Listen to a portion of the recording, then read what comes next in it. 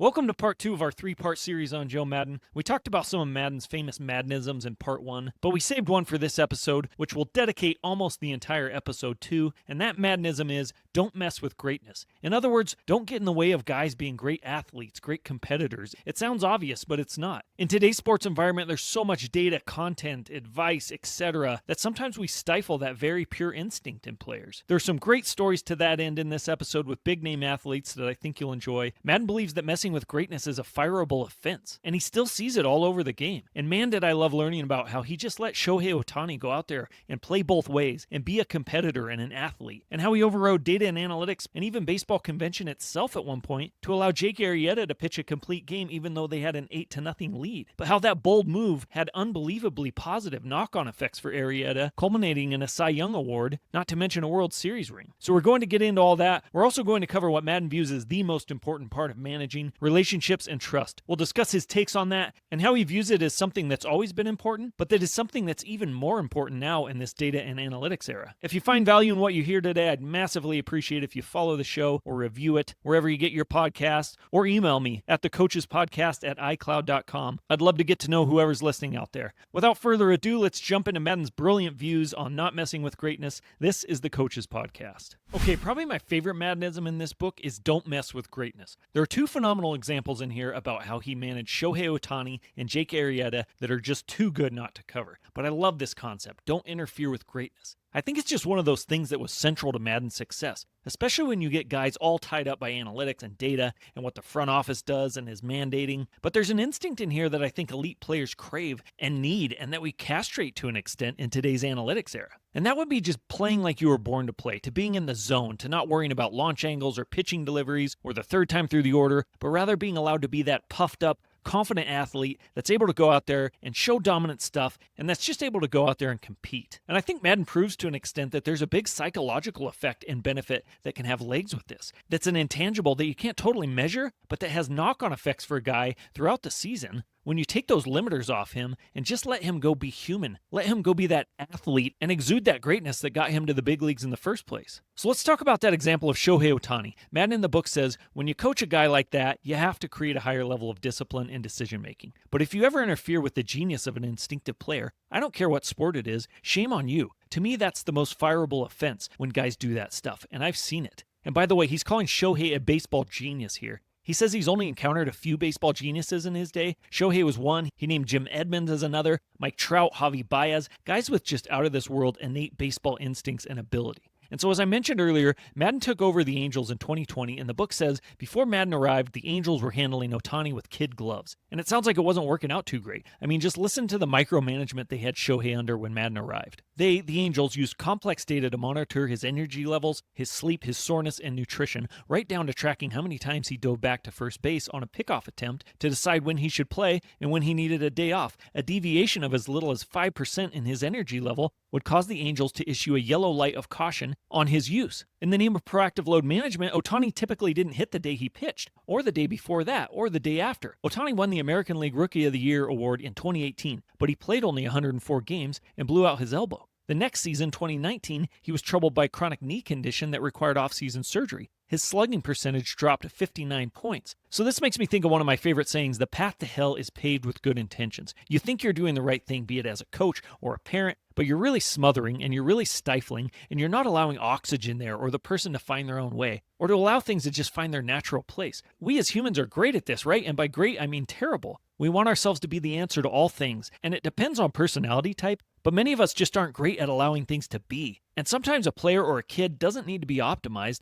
they just need space and oxygen. They just need to be allowed to be great and to be the person and the athlete that God made them to be. And Maddon is seeing that greatness being stifled with Ohtani here. It says in the book, he was looking at Ohtani pitching in camp before the season and he says, I think the way to get the best out of this guy is not to baby him because I really see him as an overanalyzer. He thinks too much and it's understandable. He's always being videoed. The attention he garners is just incredible. I'd love for him to make sure he gets out of his head and just plays the game. He's so good, he doesn't need to overthink anything. I'd like him to be less careful and not think so much. I'd like every baseball player to be that guy. In other words, let the MFer out, as Urban Meyer would say. I don't know if you guys saw that Netflix documentary, The Swamp Kings, about Urban Meyer and those Florida Gator teams. It's awesome, it's intense, it's slightly disturbing about the culture they had at the time. But before a big game, I remember Urban Meyer shares in that documentary how he reverted back to something one of his mentors told him. I can't remember who that mentor was, but the advice that he gave Meyer was just let the MFer out. He was obviously using stronger language than I'm using there, but Meyer was wound up tight ahead of a big game, and this guy just said, just let the MFer out, Urban. Sort of be in the moment, be yourself, let your instincts guide you. I love that saying. I think of it often, not for the F-bomb part of it, but more for the simplicity and the clarifying sentiment that it has. See the ball, hit the ball, just get out there and play. And that gets back to some of Maddon's process is fearless stuff. I mentioned Bob Rotella earlier. He's a famous sports psychologist who would likely pound the table on this point as well. He was big on just letting the subconscious drive and competing in the moment. He worked with a lot of golfers, but that carries over into other sports as well. Back to Ohtani,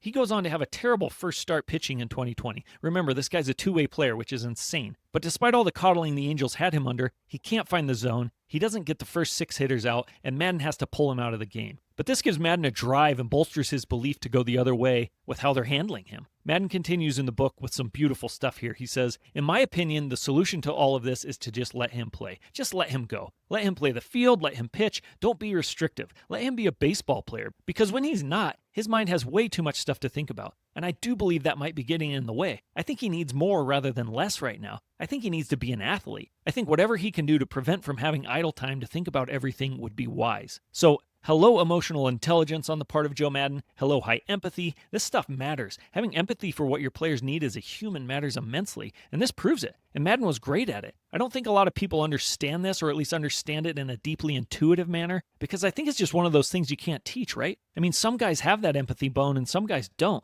And I would say Maddon has a very refined one, and he sees these things in Ohtani. And obviously most of the credit goes to Shohei. He's a generational player. He's a mutant. He can do things that most other people can't. But I do think this was the right move by Maddon during this time. And I think Maddon's even underrated and underappreciated for how great he was in this area as a player's manager, with a great ability to read his players and understand what a player needs to get in a good place, a good headspace mentally, to play the game and be their best. It's hard to do. It's hard to declutter like that. And we make it hard with all the noise we have around baseball and professional sports, but sports at all levels, right? I mean, youth sports succumb to this as well, with people and kids being analyzed and overcoddled in a lot of different ways. So that 2020 season for Shohei, it wasn't a great one, mostly because of Shohei's injuries, but going into the next season in 2021, this is where Maddon gets his chance. And so in spring training, he sits down with Ohtani, his interpreter, and the new Angels GM at the time, Perry Manassian, and Maddon says, all governors were to be removed. No more yellow caution lights. It's a very easy method, Maddon told Ohtani. You are in charge of this. I want your absolute honesty, and in return you will have mine. There are no specific limitations to your pitching and hitting. You are in charge. When you feel like you need rest, tell us. That's it. It's that simple. And Ohtani agreed to this, and in 2021, he looked and felt stronger. Ohtani told Maddon he would let him know if his legs were tired, which for Ohtani was the signal that he needed a break. But Maddon told him, there are no controls. You own the joystick. And it goes on to say in the book, freed from limitations, Ohtani put together the most amazing season in baseball history, becoming the first player to hit 46 home runs, have 26 stolen bases, and have the most triples in the league. On the mound, he went 9-2 with a 3.18 ERA in 23 starts. He was named the most valuable player, and not once did Ohtani say his legs were so tired that he needed the day off. Angels coach Mike Gallego adds in this section that they broke the glass house. They let him go play baseball, and they didn't hold him back in any manner. And because they did that, Ohtani feels the game. Maddon added that there was a joy about his game. This makes me think of something I saw Eric Burns post about. Eric Burns, a former Major League Baseball player. He has the No Filter Network show, which has some great content on it with the bourbon-sipping Will Clark. But I caught this quote on one of his social media posts, and he says, when you're juiceful, you're useful. When you're juiceless, you're useless. I think that's a great way to think about playing with joy and competing in a happy, energetic way,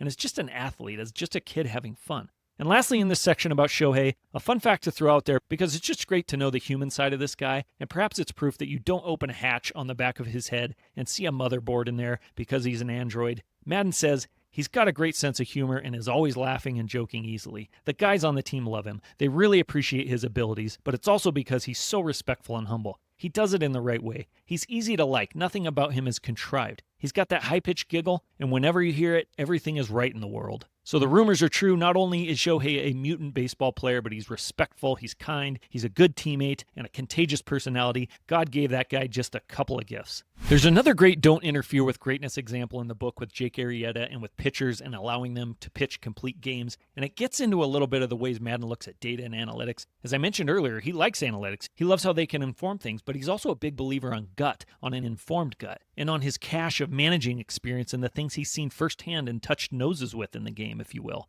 And so Maddon has this belief that when a guy's dealing, sometimes it's best to let him pitch the complete game. But in today's game, it's a cardinal sin to go through the lineup a third time, that guys are going to see you better, and over the course of the season, there may be some truth to that, but Maddon argues that in certain moments, and for a guy's confidence, and for sort of this intangible that has all these wonderful knock-on effects, you'd be wise to let a guy pitch a complete game once in a while. And his reasons aren't just pulled out of thin air. He's seen this time and time again. He shares with us a story that goes all the way back to 1982 with the Salem Angels, where he coached in the rookie league, and where this lesson hit him hard. The Salem Angels were in the Northwest League. Maddon had the youngest team in that league. It says they were an average of 20 years old. And they were actually below 500 that year. They went 34-36 in 1982, but that was good enough to win their division, and they made it into the championship series, which was a 3-game series in the rookie league, and they played this powerhouse team, the Medford A's. The Medford A's were, in contrast to the Salem Angels, the oldest team in the rookie league, and they absolutely belted the ball. They led the league in hitting. They had a much better record, 53-17, and so they were by far the best team in this league, and no one expected Maddon's Angels to have a chance in this series. But he called on 2 young pups to pitch the first 2 games, Kurt McCaskill and Urbano Lugo. And long story short, both of those guys pitched complete games in games 1 and 2,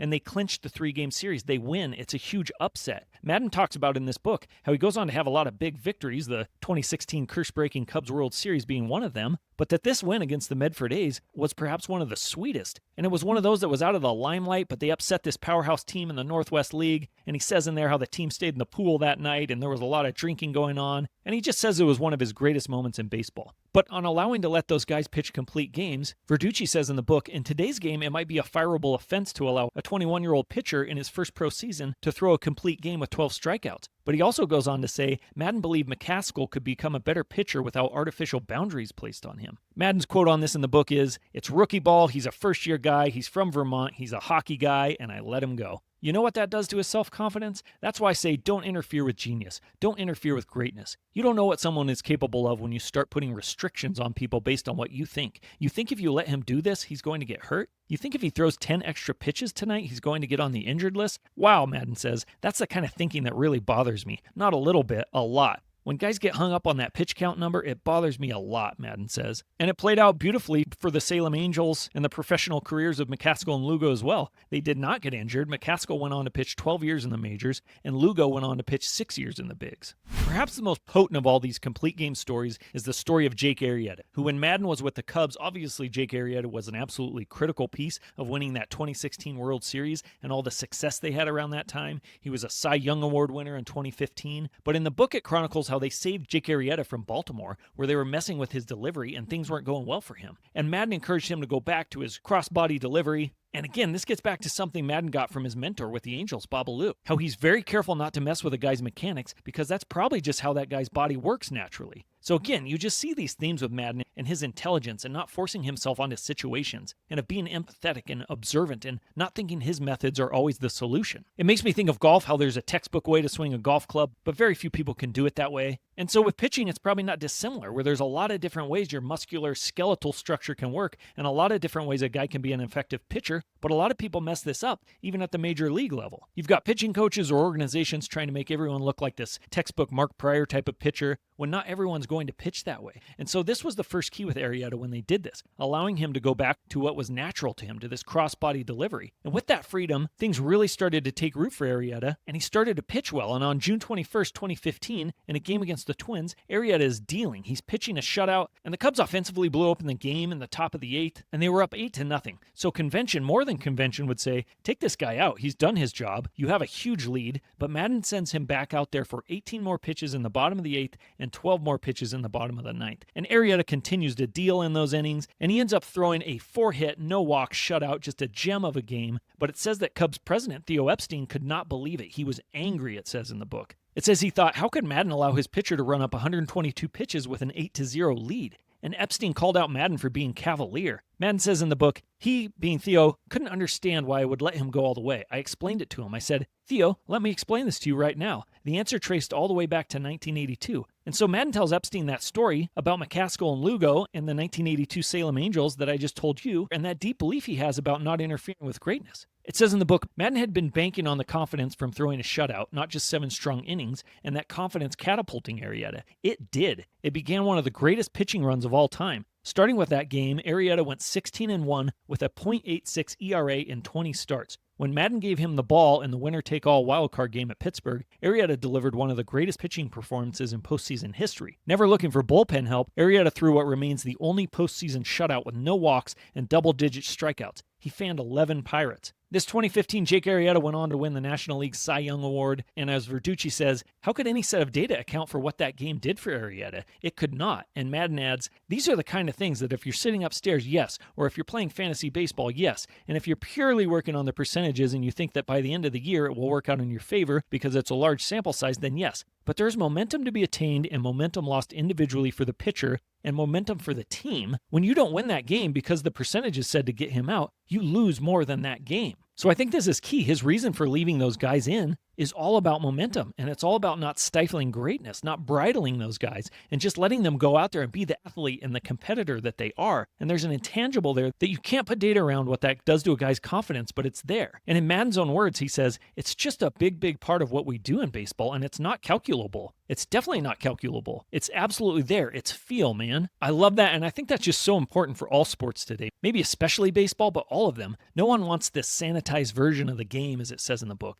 They want to see the human element, the manager making decisions, or the athlete in the zone just putting on an absolute show. And some of that is scrubbed out by what these spreadsheets and these sabermetrics and these algorithms say will work over the long span of time. So you've got to balance that, right? Life and baseball are not played in a vacuum. The data and analytics are informative things, but something that should never trump common sense and what you're seeing out there on the field or with your personnel. And again, in Maddon's own words, he says, the disconnect happens when the math rules over experience. There must be room to allow players to become the best version of themselves. I want to include what Verducci throws in here from the secular world, if you will. It's from the writer G.K. Chesterton. And by the way, I love how Maddon and Verducci take what Maddon calls a liberal arts approach to baseball, where there's this blend of math and science and philosophy and instinct, this well-rounded approach, in other words, that borrows from other fields that they use to apply to baseball. And so that's what Verducci is doing here with this quote from writer G.K. Chesterton. Chesterton, I don't think played baseball. He was born 150 years ago and published a lot of essays and novels, but it's a very apt quote because G.K. defines the risk of relying too much on data, even all the way back then. In the book it says, Chesterton observed that chess players and mathematicians go mad, but poets and creative artists seldom do. The danger, he explains, lies not in the imagination, but in logic. And he continues, science must not impose any philosophy any more than a telephone must tell us what to say. As the saying goes, history doesn't repeat itself, but it rhymes, and Chesterton is sure rhyming with modern-day front office baseball with that one. Okay, let's talk about something else that is at the bedrock of Joe Maddon's coaching, and this is by his own admission. He mentions this in his opening press conferences with the Rays and the Cubs, and it's not pitching, it's not defense, it's not payroll, it's not analytics, it's not on-base percentage, but it's relationships and trust. Good old-fashioned relationships and trust.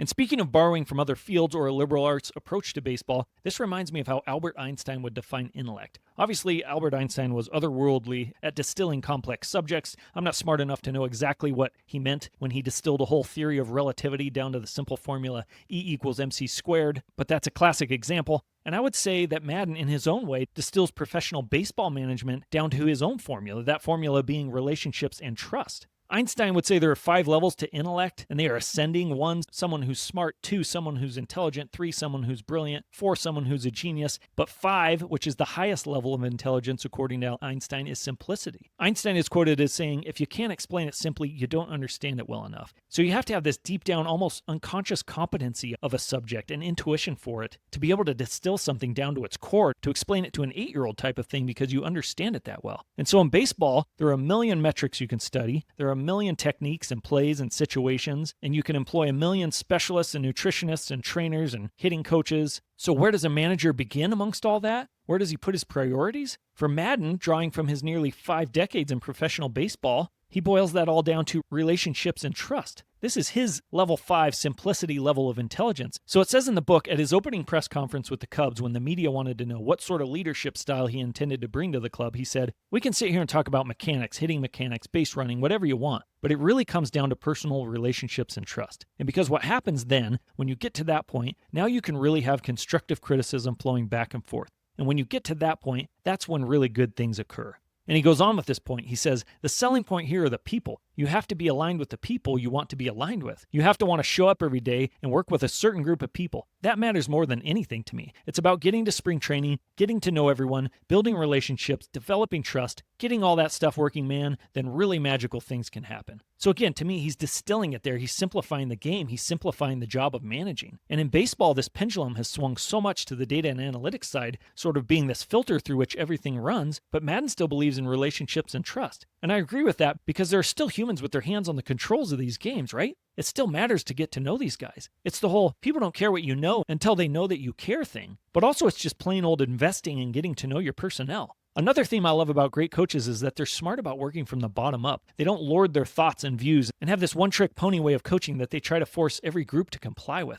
They're more adaptable than that. They're more emotionally intelligent than that. They've got a really good feel for the personnel they have, and they've got a really good cache of knowledge, and they know how to fit that personnel with the tactics and strategies that are going to work best for that team. John Wooden had to do this in his UCLA years. Some years he had Bill Walton and Lou Alcindor, and other years he had a bunch of scrappy small guys, and he had to play different brands of basketball depending on the complexion of his personnel. And he won 10 championships being adaptable and flexible like that. Lou Holtz had to do this when he went from Ohio State as an assistant under Woody Hayes to the head coach at William & Mary. He didn't have the personnel that Ohio State had, and he made some mistakes there in the beginning trying to do Woody Hayes stuff, but then he realized, hey, I've got to rebuild this from the bottom up. And he turned things on their head, and he ended up running a veer option there and had a lot of success with that. And that's what good coaches do. They're adaptable, they're intelligent, and they have a good sense for this. I think that's what Maddon is saying here with the relationships and trust thing in some respects. It starts with those relationships and trust, getting to know your personnel, having them tell you what situations they're going to be successful in, and soliciting ideas from the group,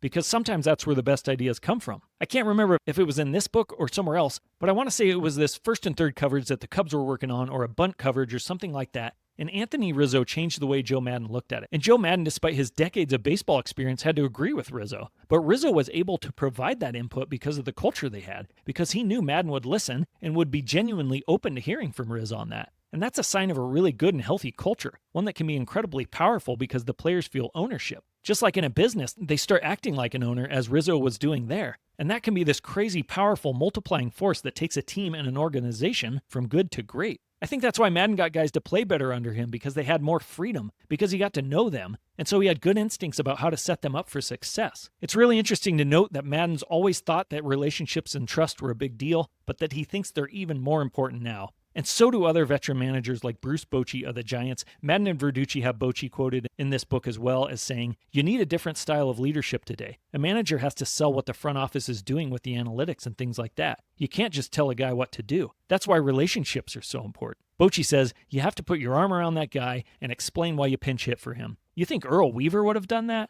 What Bochy is saying there is that rather than being an old-school autocratic manager like Earl Weaver was, you almost have to be a good salesman on behalf of the front office and blend that analytics agenda man-to-man with these guys alongside your baseball instincts and your conventional knowledge of the game. And you have to have really good relationships and trust and authenticity to pull that off. These guys are competitors. They're obviously great competitors to make it to the level that they've made it to, and they probably want to go out there and do things like pitch a complete game or be aggressive on the base paths. But the manager now, with some of the things that the front office is pushing, has to say, no, don't do that. Don't make an out at second trying to steal. The data doesn't support that. Or sorry, I got to take you out. You're pitching phenomenally, but we can't let you go through the order a third time. And it falls on the manager to smooth out that communication of those moves with the players. The Bochy content goes on in the book. He says, the information is great and I want it. It makes players better. It makes coaches better. But you still have to manage a game and have a feel for the game. You need a balance. That's what's gotten lost in the game. That's what takes the fun out as a manager. Super interesting takes from Bochy and Maddon and Verducci there.